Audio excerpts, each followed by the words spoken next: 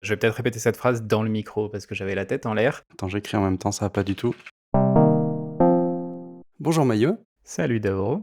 Aujourd'hui, on va faire un petit book club sur un livre qui va parler un peu de bouddhisme. Avant qu'on parle de tout ça, un bon livre, une bonne tasse de thé. Qu'est-ce que tu bois? Eh ben, je bois des perles de jasmin aujourd'hui. C'est l'un des rares thés parfumés que je bois. C'est une base de thé vert Mhm. parfumé au jasmin et dans ce cas-là, c'est des fleurs qui sont mises à côté du thé pendant la phase de séchage et qui, juste en étant à côté, transmettent leur odeur au thé. Pas de fleurs de jasmin à l'intérieur du sachet.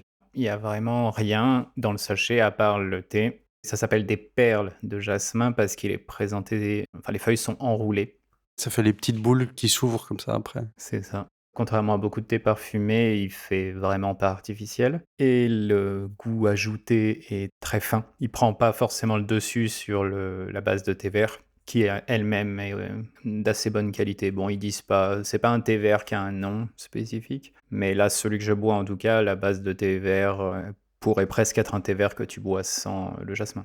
J'aime pas trop en général le jasmin, ça m'écœure un peu. Peut-être que là, si tu dis que c'est très fin, ça amène un truc, mais j'avoue que je suis assez... ouais. Il y a des thés au jasmin, d'autres que j'ai pu goûter où justement je trouvais que c'était beaucoup trop présent Mhm. et comme tu dis, ouais, ça écœure un peu, certaines fois. Mais celui-ci, non, il est plutôt délicat. Par contre, il a tendance à se réinfuser assez mal. Ouais, normal, je pense. Ouais. Et toi, qu'est-ce que tu bois aujourd'hui? Eh ben, je bois aussi un thé parfumé, sachant que j'aime pas trop ça d'habitude. Je dis thé parfumé, mais en fait, j'ai un petit doute si c'est une infusion ou pas. Sur le sachet, c'est juste écrit qu'il y a de la verveine, du curcuma et de la réglisse. D'accord. C'est assez sympa, alors c'est très relax. Les goûts sont assez équilibrés, on sent pas trop la réglisse, sinon je trouve ça assez écœurant aussi. Ça me change un peu. Je suis pas trop thé parfumé. Infusion, il y a des trucs que j'aime bien, mais là le mélange il est assez cool. OK.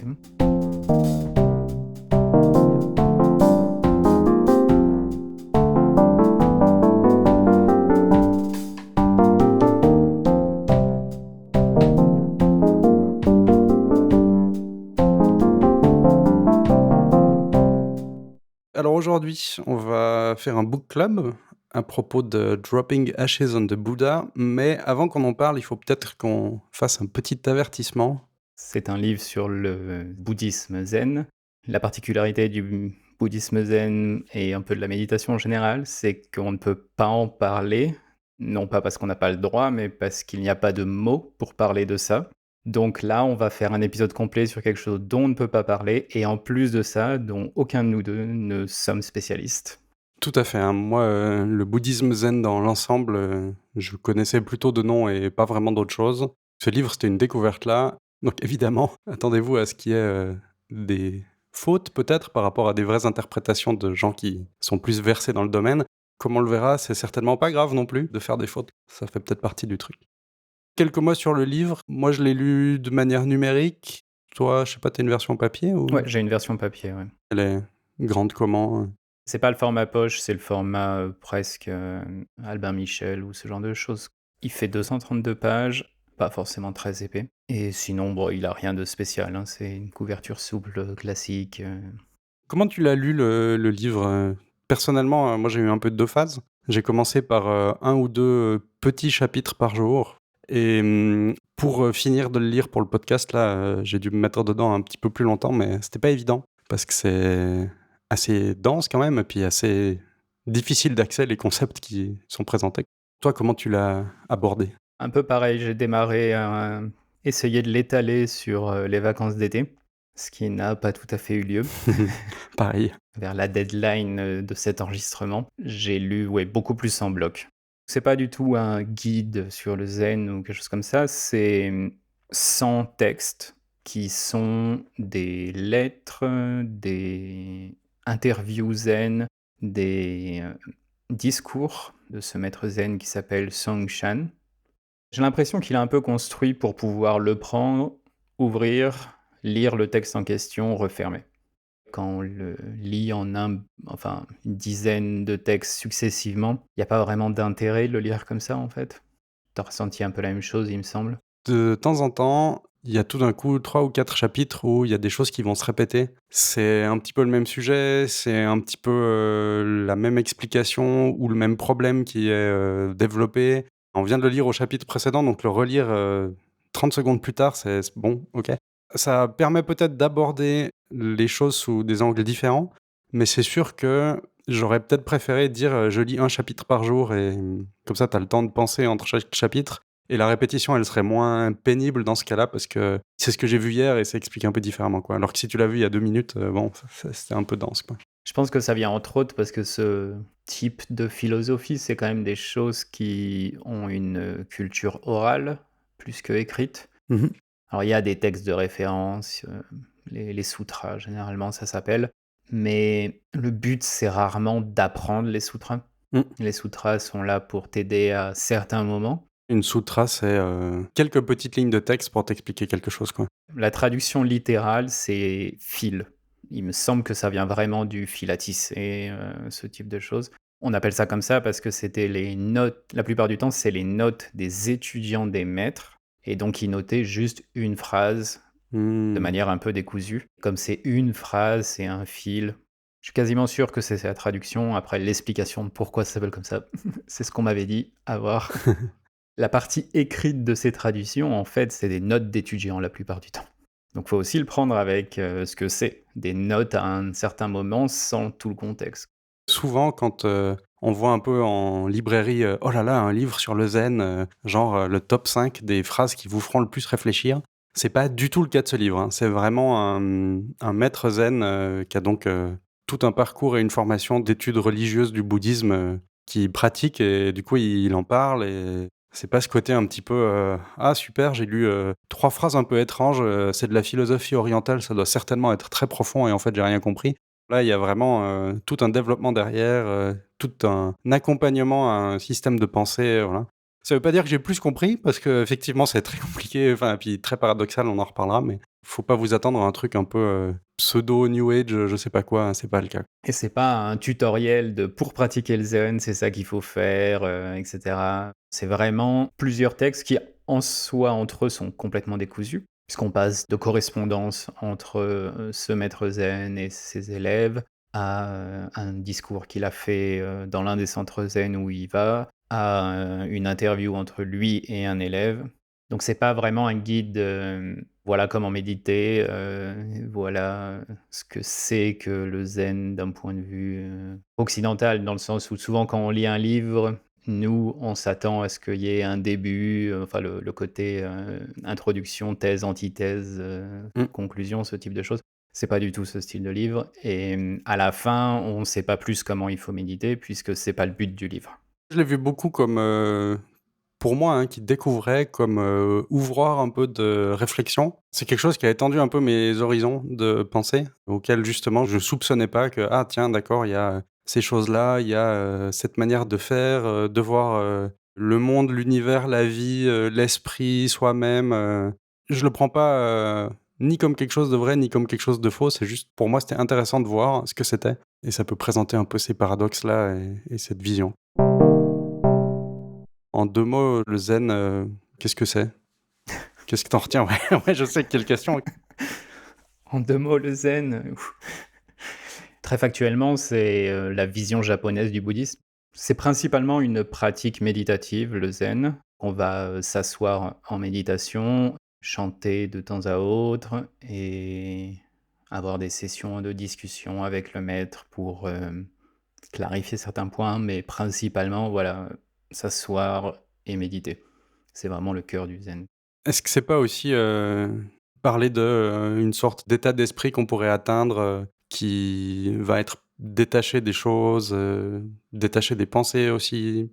Un peu toutes les formes de spiritualité orientale, j'ai l'impression, ou en tout cas toutes celles auxquelles j'ai été exposé. Il y a des phases de pratique pure, dans le sens où on pratique pour pratiquer. Mmh mh. Et ensuite, toutes ces philosophies ont aussi une partie qui s'applique à la vie courante. Parce que le but, c'est pas d'être éveillé que quand on est assis ou sur son mat. Le but, c'est quand même que dans la vie de tous les jours, on récupère les bénéfices de ces méditations. Alors, parler de bénéfices, On commence à rentrer dans les trucs. Si on veut faire ça pour avoir des bénéfices, généralement, ça ne viendra pas. C'est tout le paradoxe de la méditation et de l'éveil. Si on fait ça pour être éveillé, alors jamais on sera réveillé parce qu'on s'attache à l'éveil. Et comme tu le dis, le but, c'est de se détacher en tout cas de ses pensées en se rendant compte que nos pensées ne sont pas nous et c'est juste des pensées. Il y a pas de raison de les croire, il y a pas de raison de les suivre. Elles sont utiles aussi, hein, parce que c'est grâce à ces pensées qu'on a fait avancer, la science, qu'on a un niveau de vie, aussi bien, de nos jours et cetera. Tout ça, c'est des pensées. C'est le côté, le thème en anglais, c'est monkey mind, l'esprit de singe, qui est ce côté où on a des pensées qui vont dans tous les sens et puis, à un instant, on est content parce qu'on vient de penser à: «Ah, hier, j'ai fait ça» et puis à un instant, on est, triste parce que, il y a 5 ans, j'ai, perdu quelque chose, je sais pas. C'est ce côté, ouais, les pensées, elles sont indépendantes de nous et si on les laisse passer, si on s'en détache un peu plus, ben, on sera plus heureux. Dans cet état d'éveil, qui décrit pas, mais plutôt il dit voilà, si on atteint l'éveil, c'est-à-dire qu'on a réussi à se détacher de tout. Donc on a réussi à se détacher de ses pensées, mais aussi des apparences, des noms, etc., etc. D'où la difficulté de parler de tout ça, parce que justement, si on se détache des mots, ben, on peut pas utiliser des mots pour décrire des choses. Si on se détache des pensées, on peut pas conceptualiser et expliquer les choses, vu qu'on serait en dehors de ça. C'est plein un petit peu de paradoxes comme ça. Tout ça pour dire qu'une fois qu'on est, éveillé, détaché de tout, on obtiendrait, en tout cas ce qu'il dit, hein, quelque chose où on n'aurait pas de souffrance, parce que la souffrance naît de l'attachement à tout et n'importe quoi, en fait. Je suis juste là? Globalement, dans le sens où n'étant pas moi-même éveillé, je vais pas pouvoir aider trop en détail. Souvent, quand on entend ça, on pense à un détachement qui est négatif en soi. Si on se détache complètement de tout, ça veut dire qu'on n'en a plus rien à faire de sa famille ou de ses enfants. C'est pas ce détachement-là dont on parle. La plupart, en tout cas, des maîtres auxquels j'ai pu être exposé via principalement des livres ou des interviews ou ce type de choses, disent que oui, une fois qu'on devient éveillé, on tombe dans une espèce d'amour absolu et universel. Mmh. Souvent, ils comparent ça à l'amour de parents pour leurs enfants. Quand, l'enfant fait n'importe quoi, même si, le parent, s'énerve, le gronde ou ce type de choses, tout ça vient d'une position d'amour et pas d'une position d'attaque pure.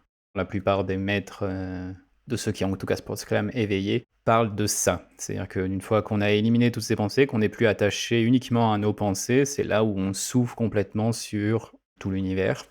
D'où tous ces concepts de un seul esprit, l'univers est un seul, gros truc où il y a pas de différence entre, nous et une autre personne, ce type de choses. Si on est détaché, on peut quand même, c'est pas que plus rien n'a de sens, mais C'est pas qu'on ressentira plus rien voilà. et c'est pas non plus que les pensées s'arrêtent. Les pensées continuent parce que c'est un processus indépendant dans notre cerveau, c'est juste qu'on ne s'y attache plus. Il y avait d'ailleurs une petite métaphore un peu comme ça dans le livre, où il disait qu'un un esprit zen, c'est finalement un esprit d'enfant. C'est-à-dire que les enfants, quand ils sont suffisamment petits, ils ont pas vraiment de conception du passé ou du futur. Ils vivent perpétuellement dans l'instant présent et dans le monde tel qu'il est, sans le réfléchir et éventuellement le déformer. Ils disent aussi que les choses sont simples, c'est-à-dire, quand ils ont faim, ils mangent, sans forcément se poser de questions, voilà. Quand ils sont fatigués, ils se reposent, sans, réfléchir toute l'action, c'est un peu ce détachement-là, c'est pas, «Ah, tout n'a plus rien de sens, donc je vais arrêter de manger». Non, je j'ai faim, je mange. Juste, c'est pas quelque chose sur lequel, je me focalise, disons. Dans le bouquin et dans le bouddhisme zen en général, hein, il y a des choses qui ont l'air d'être, paradoxales ou impossibles. Par exemple, si tu regardes un verre, est-ce qu'il est à l'intérieur ou à l'extérieur de ton esprit? S'il est à l'extérieur, du coup, il est pas dans ton esprit, donc comment tu le perçois? C'est impossible. Mais s'il est à l'intérieur de ton esprit, c'est faux aussi parce que, ben, tu l'as dans la main, donc clairement, il est pas dans ton esprit. D'accord, mais il y a pas de réponse correcte dans ce cas-là. Mmh. Ces paradoxes, ils sont un peu là pour, générer en nous des états un peu, particuliers. Ça remue un peu, ça secoue un peu et le but, en tout cas de ce que je comprends, hein, c'est un peu d'essayer de faire une sorte d'expérience de cet état-là, pour qu'on sache ce que c'est et qu'on puisse y revenir. Dans le même sens que, si on nous explique ce que c'est, du feu, alors qu'on n'en a jamais vu, d'accord, c'est orangé, c'est chaud, ça émet de la lumière, mais finalement, tant que tu as jamais mis les mains dedans, tu vas jamais vraiment comprendre ce que c'est, en fait. Ouais. Donc là, c'est un petit peu le même principe. racontent un peu des choses, qui ont l'air de faire aucun sens, mais qui sont pas là pour avoir du sens, qui sont juste là pour nous plonger dans un certain état. Comment tu vois ça? C'est le but, ouais. Le problème, c'est qu'on peut pas expliquer quel est l'état d'un éveillé. Donc, comment est-ce qu'on apprend à quelqu'un à devenir éveillé? La solution pour une partie du bouddhisme zen, c'est les koans, donc ces espèces de petites phrases ou histoires où il n'y a pas de réponse vraiment. Tout ce qui compte, c'est la manière dont on répond. Mmh. Quel est le son, d'une main qui applaudit, par exemple? Ben, il y a pas de son, oui, mais on te demande quel est le son, on te demande pas s'il y a du son, on te demande quel est le son. Ce genre de choses nous met dans un état où on ne sait pas et c'est cette espèce d'étincelle, ce moment de paradoxe complet où il y a plus une seule pensée parce qu'il y a pas moyen de penser à une solution, qui est apparemment l'état d'éveillé et donc on te force à être dans cet état, comme ça tu en as l'expérience et vu que tu as l'expérience de cet état, à la longue, tu es capable de l'entretenir. De la même manière, souvent, quand on te donne un koan, tu es censé le garder en tête tout le temps, vraiment tout le temps. C'est comme ça que tu arrives à une réponse, mais encore une fois, il y a pas de réponse, mais tu arrives à une réponse. C'est de nouveau un paradoxe à lui-même, quoi. Du fait que tu gardes ce koan constamment en tête, bah, tu vas à la longue aussi te détacher de tes autres pensées parce que elles vont passer à côté vu que tu reviens constamment sur le koan. C'est une espèce de manière de continuer de méditer, c'est juste que l'objet de la méditation, cette fois-ci, c'est pas la respiration qui est assez classique, c'est le koan. Plus on rajoute de koans, plus on est censé les garder en tête aussi, Ça, je sais pas. Peut-être que ça dépend des branches aussi. Parce que moi, j'avais entendu une méthode, on va dire, où on te donnait un premier koan, et si tu arrivais à y répondre, toujours de manière paradoxale, évidemment, là, on te donnait le koan suivant, le koan suivant, le koan suivant, en fait. Il y avait une espèce de liste de koans, et on te les donne que si tu arrives à trouver la réponse du précédent. OK. Je sais pas s'il y a d'autres, parce que dans le livre, il y a des moments où des élèves ont plusieurs koans et j'ai l'impression que ça correspond à des moments où différents maîtres zen leur ont donné des koans spécifiques. Chaque maître zen va avoir, sa manière d'apprendre. Si on va avoir 2 maîtres zen différents, on va pas forcément recevoir les mêmes koans, on va pas forcément suivre le même chemin. Je pense qu'il y a aussi une grosse partie qui est dépendante du maître zen. C'est rigolo quand même cette focalisation sur les koans, parce que finalement c'est un attachement. Je pense qu'il y a un moment où justement on passe au-delà, où on a Mmh. peut-être juste cet état de la réflexion au koan, mais sans y réfléchir en fait. Mmh. J'imagine, hein, je sais pas. Faut pas s'attacher au koan, ouais. C'est pas le koan qui va t'éveiller. De même que tu dois pas être attaché au fait de méditer, mais tu as besoin de méditer. Mmh. Ça fonctionne par étapes, en fait, d'une certaine manière. Il en parle un peu, l'histoire du cercle zen, avec, 0°, 90 et cetera, qui correspondent un peu à des étapes de ta pratique. À telle étape, tu es un peu dans cet état mental et puis maintenant que tu es là-dedans, alors c'est bien parce que tu as avancé, mais maintenant il va falloir te détacher de ça et passer dans tel état Mmh. mental et maintenant que tu y es, c'est bien, mais il faut que tu t'en détaches, que tu passes à l'état suivant. Et c'est un cercle parce que tu es censé tourner pour revenir au point de départ et te rendre compte qu'en fait, tu avais pas besoin de partir parce que tout était déjà là. Mais il a quand même fallu que tu fasses le voyage. Ouais, c'est aussi des trucs que j'ai notés. Il y avait donc une citation qui dit, «Qui atteint, cet état-là était déjà là depuis le début. Il a fait ce qu'il a toujours fait, rien n'a changé». Sous-entendu, je pense, tu t'en rendais pas compte, mais en fait, tu étais déjà au bon endroit, mais il fallait que tu t'en rendes compte. Pour t'en rendre compte, ben, il a fallu faire toutes les étapes. Il y a une phrase assez classique de je ne sais pas quel maître qui disait, «Avant l'éveil, aller chercher de l'eau et couper du bois. Après l'éveil, aller chercher de l'eau et couper du bois». Voilà. Tout ça pour dire qu'il y a pas de différence, mais voilà. C'est ce paradoxe que ça a changé, mais rien n'a changé. Les 2 en même temps sont pas possibles et pourtant J'ai fait des, retraites de méditation, donc là où c'était 10 jours non-stop, 12 heures de méditation par jour quasiment et quand on sort de là, rien n'a changé, mais tout est différent. Il y a pas d'autre moyen de le dire. C'est une phrase nulle et c'est super cliché et ça paraît hyper gnangnan, mais c'est vrai.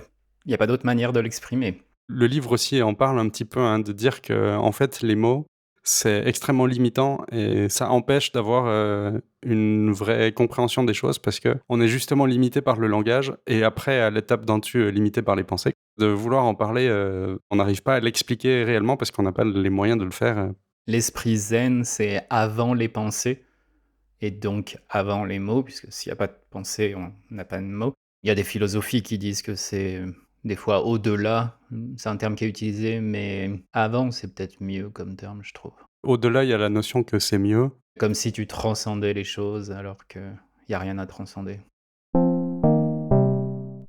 On a lu le livre, toi, qu'est-ce que tu en retiens? Qu'est-ce qui t'a apporté? Il me fait dire que je devrais plus pratiquer.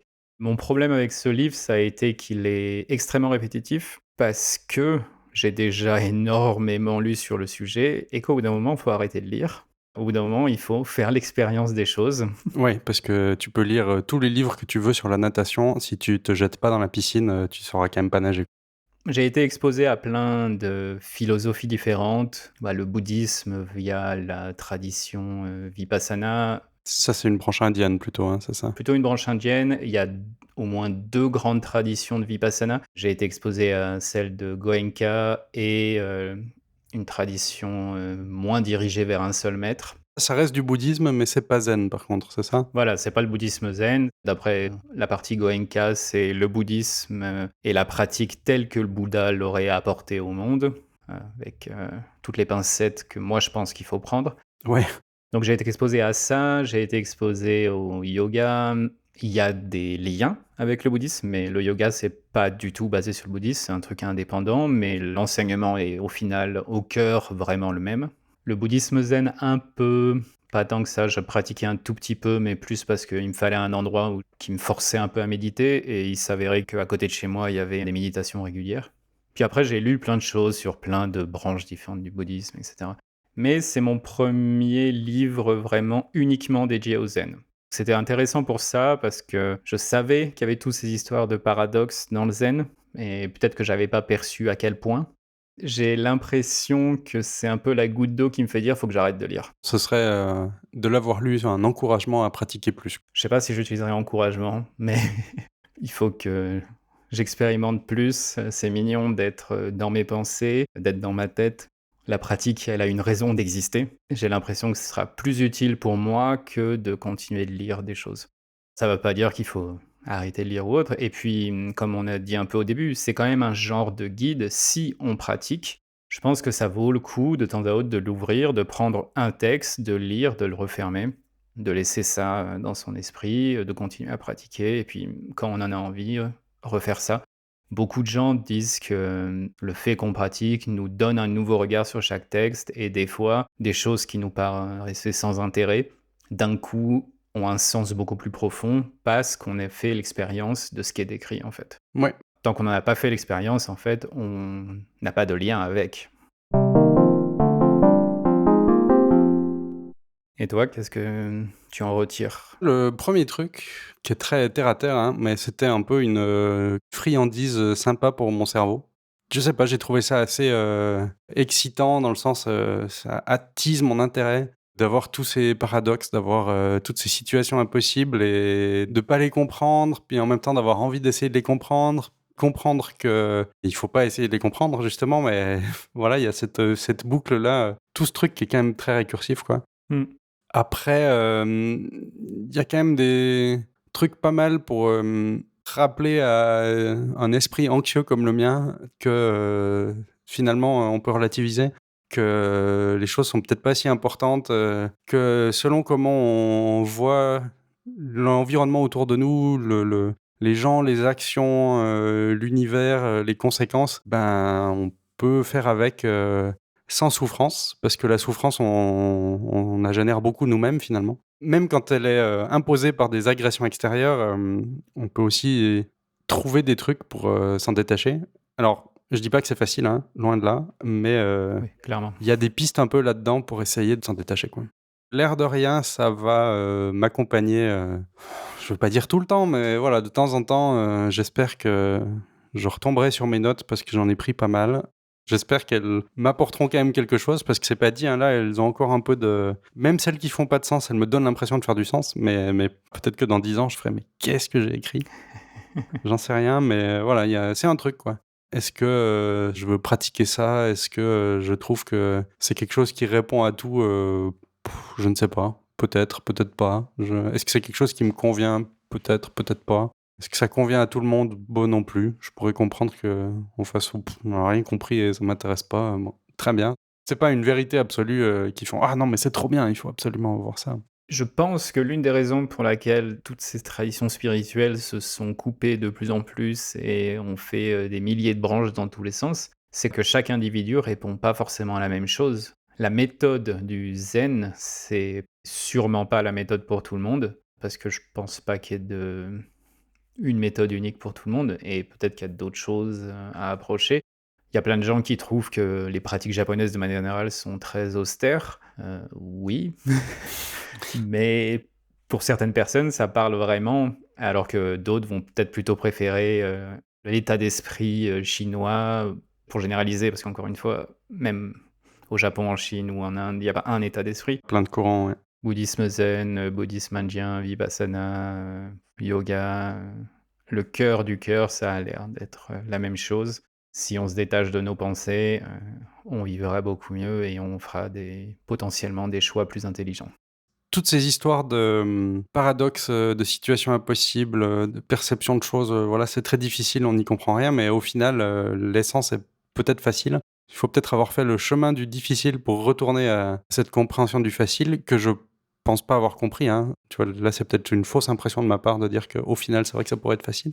C'est plus simple qu'il faudrait utiliser que facile, parce que simple, c'est pas forcément facile. C'est vrai, c'est vrai. Pour arriver à la simplicité, ça demande vraiment beaucoup d'efforts. Revoyez notre épisode sur la simplicité. Exactement. L'épisode qui a été le plus long à enregistrer, je crois. Oui, oui, Enfin, j'utiliserais plutôt simple que facile. tu raison, ouais. J'ai traduit, de l'anglais pour dire que c'était easy, facile, mais easy, c'est simple aussi, ouais. De toute façon, on peut pas l'exprimer avec des mots, il faut en faire l'expérience, donc il faut s'asseoir. Un petit aperçu de ce qu'on aura, la fois prochaine. On parlera d'images et d'intelligence artificielle. Il y a plein d'AI maintenant qui génèrent plein d'images, basées sur, juste une description. C'est, très impressionnant. Commençons déjà par juste ce mot-là. Ça soulève, plein de questions dont on aura l'occasion de parler, dans le prochain épisode. On a tous les 2 été un peu, exposés par des biais différents, il me semble, à ces sujets. Ce sera intéressant de voir ça. Avant qu'on raccroche, est-ce que tu fais un peu de promo, mettez la cloche, tout ça? Si l'épisode vous a plu, n'hésitez pas déjà à le partager aux gens autour de vous, mais aussi à mettre une étoile, un like, ça dépend de l'application que vous utilisez. Ça aide à ce que ce soit découvert. Nous avons un compte Twitter aussi, si ça vous intéresse, même si on publie pas grand-chose dessus. C'est tâche au pluriel de T. Et puis on a un site internet aussi où vous pourrez retrouver tous les anciens épisodes, toutes les notes de tous les épisodes sur tâche au pluriel-de-t.fm.